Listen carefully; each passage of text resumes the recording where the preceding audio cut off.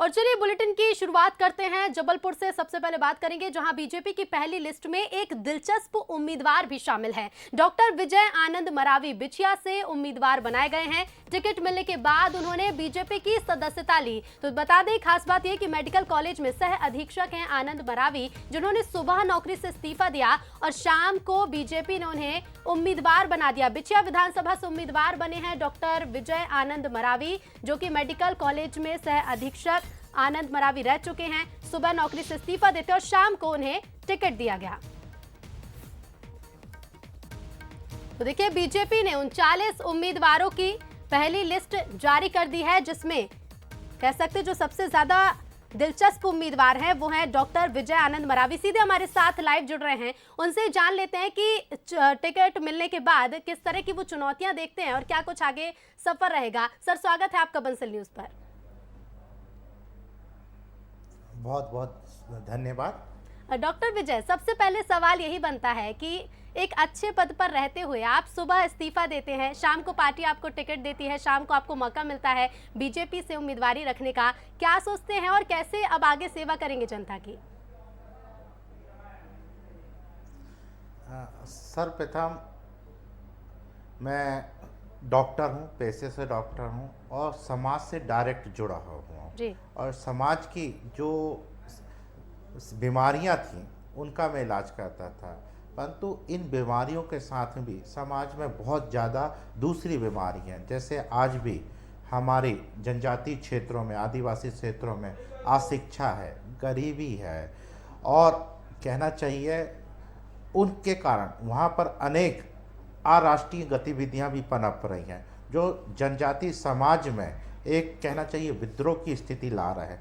इन चीज़ों को समझकर मैं लगातार जनजातीय क्षेत्रों में कार्य करता था और मैं राष्ट्रीय कहना चाहिए संगठन को, भारतीय जनता पार्टी को और प्रदेश संगठन भारतीय जनता पार्टी को बहुत बहुत धन्यवाद, आभार प्रकट करता हूं कि उन्होंने मुझे बिछिया विधानसभा से टिकट दिया। जी डॉक्टर विजय, आप ये भी हमने सुना है कि आप आरएसएस से जुड़े रहे हैं और बिल्कुल अंतिम पंक्ति तक जाकर आप लोगों की सेवा करते रहे हैं, साथ डॉक्टरी के साथ साथ आप वैसी राजनीतिक सेवा भी करते रहे।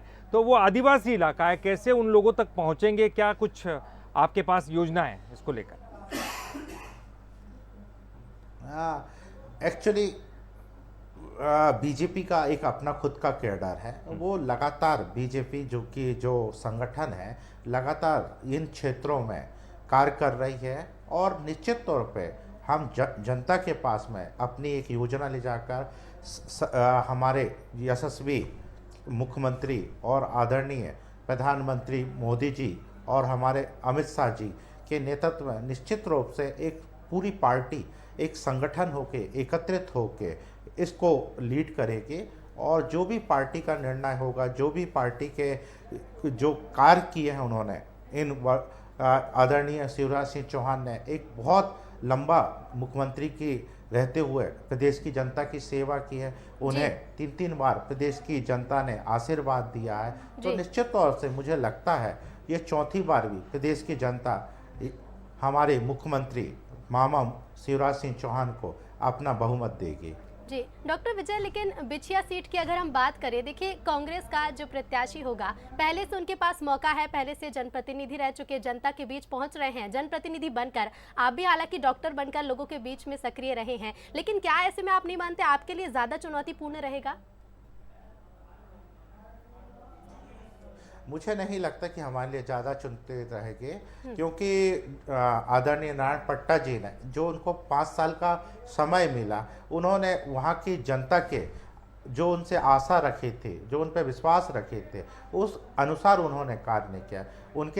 उनके कार्यकाल में कहना चाहिए, उनकी विधायकी में उन्होंने जो जनता को उन्होंने पिछली बार जो विश्वास दिया था, उस विश्वास के अनुरूप उन्होंने कार्य करने में हासिल नहीं किए। जो उन्होंने जनता से विश्वास दिया था, उसके विश्वास के अनुरूप जनता के सामने खड़े नहीं उतरे, तो मुझे लगता है कि मेरे लिए रास्ते और आसान हो गई है। डॉक्टर विजय, ये भी आपसे जानना चाहेंगे, आप लगातार जो है उस इलाके में सेवा करते रहे हैं, डॉक्टरी के रूप में भी सेवा करते रहे हैं। आपको क्या इस बात की भनक थी कि आपको ये टिकट मिल सकता है? आश्वस्त थे आप इस बात को लेकर? बिल्कुल भी आश्वस्त नहीं हूँ मैं तो, चूंकि कहना चाहिए एक तो समाज से आता हूँ, ऐसे समाज से आता हूँ, आदिवासी समाज से, जो सामाजिक रूप से भी, आर्थिक रूप से भी, शिक्षा के भी रूप में भी, और राजनीतिक कहीं ना कहीं उनमें प्रतिनिधित्व की कमी है, लीडरशिप की कमी है। तो मैंने कभी विश्वास ही नहीं किया था कि पार्टी जिसका मैं कहना चाहिए सुबह तक एक ना सदस्य भी नहीं था, हाँ, पर पार्टी ने मुझ पर विश्वास जताया। मैं पुनः प्रदेश संगठन को भी और शीर्ष नेतृत्व को भी बहुत बहुत धन्यवाद देता हूं कि उन्होंने मुझ पे एक विश्वास जताया, और पार्टी ने जो प्रत्याशी की जो प्रथम लिस्ट दी उसमें मुझे मौका दिया। जी। डॉक्टर विजय, स्वास्थ्य को लेकर क्या समस्याएं होंगी वो तो आपने बेहद करीबी से देखी होंगी, लेकिन आपके क्षेत्र में आप और किस तरह की समस्याएं देखते हैं जिन्हें जल्द से जल्द सुलझाना जरूरी है? हाँ मैडम, बहुत ही अच्छा प्रश्न है। स्वास्थ्य की दृष्टि से जो मुझे समझता हूँ कि जो ट्राइबल एरिया है वहाँ पर जो बुनियादी इंफ्रास्ट्रक्चर है, चाहे डॉक्टर हो, पैरामेडिकल स्टाफ हो, उनकी भारी कमी हो गई है। और हमारे यहाँ पर जो मंडला है, मंडला से जो रिलेटेड एरिया है, वहाँ पर जो डॉक्टर हैं वो जाने से डरते हैं। तो मैं यंग डॉक्टर है जो मेडिकल कॉलेज में यंग डॉक्टर, उनको एक प्रकार से उनके सामने डॉक्टर होने के नाते अच्छे से विषय रखूंगा, और जो आगे की योजना सरकार से, संगठन से मिलकर जो यंग डॉक्टरों को अपने मंडला जिले में लाने के लिए भरसक प्रयास करूंगा, और वहाँ पर जो बुनियादी कहना चाहिए सुविधाएं हैं उनको भी खड़ा करने का प्रयास करूंगा, और जो ऑलरेडी जो इंफ्रास्ट्रक्चर है उसका भरपूर उपयोग करने के लिए भी प्रयास करूंगा। डॉक्टर विजय, एक बात और है कि चूंकि आपको यहाँ पर आप पहली बार लड़ रहे हैं और पार्टी की सदस्यता ली और उसके बाद आपने नौकरी से इस्तीफा दिया और तुरंत ही जो है आपको ये सीट मिल गई, तो आप उम्मीदवार हैं और आप लड़ने वाले हैं, तो आपने किस तरह की तैयारियां की है? क्या पार्टी के किसी बड़े नेता से आपकी बातचीत हुई है? किन किन लोगों को प्रचार पर यहाँ बुलाएंगे आप? हाँ हाँ, देखिए, भारतीय जनता पार्टी का जो एक एक कार्यकर्ता है, ये बूथ लेवल से लेकर शीर्ष नेतृत्व तक सभी भारतीय जनता पार्टी के कार्यकर्ता एकजुट होकर चुनाव लड़ेंगे। और मैंने अपने जो कहना चाहिए विधानसभा की जनता को आश्वस्त करा दिया है, ये चुनाव मेरा नहीं है, वहाँ की जनता लड़ेगी। तो मुझे तनिक भी इसकी चिंता नहीं है, और पूरा संपूर्ण कहना चाहिए भारतीय जनता पार्टी का कार्यकर्ता, शीर्ष नेतृत्व का आशीर्वाद है, और समाज ने भी मुझे लगे हाथों हाथ उठाया है। तो मेरे को निश्चित रूप से ही यकीन है कि यह चुनाव बहुत आसानी से जीत जाएंगे। विजय जी, देखिए, आपके तो दावे हैं और रहने भी चाहिए, क्योंकि अब उम्मीदवारी है आपके पास, टिकट आपको मिला है, तो निश्चित तौर पर दावे तो होंगे ही। लेकिन जिस तरह से हम अगर 2018 के परिणामों पर नजर डालते हैं, क्योंकि देखिए आदिवासी क्षेत्र है, ऐसे में अभी तो कांग्रेस के पास ये सीट है, कांग्रेस अच्छे मत मिले, लेकिन जो जीत का अंतर था बीजेपी और कांग्रेस के बीच में, वो भी लगभग 20,000 वोट को छू रहा था। और साथ ही साथ इस सीट पर गोंडवाना गणतंत्र पार्टी की सक्रियता भी देखी जाती है। तो क्या आपको नहीं लगता कि चुनौती थोड़ी सी डबल हो जाती है? जहां कांग्रेस से लड़ना है वहां एक गोंडवाना गणतंत्र पार्टी भी है मैदान में। देखिए, ये लोकतंत्र है और हमारे देश में कई पार्टियां हैं।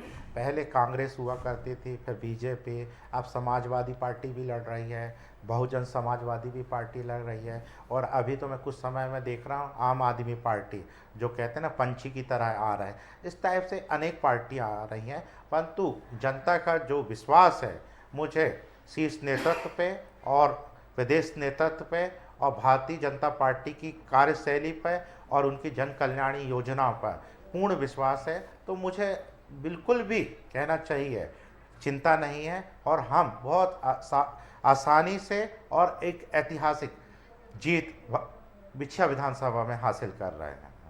चलिए, बिल्कुल आप ये सही कह रहे हैं कि आप यहाँ अपनी तरफ से पूरी तरह से प्रयत्न करने वाले हैं।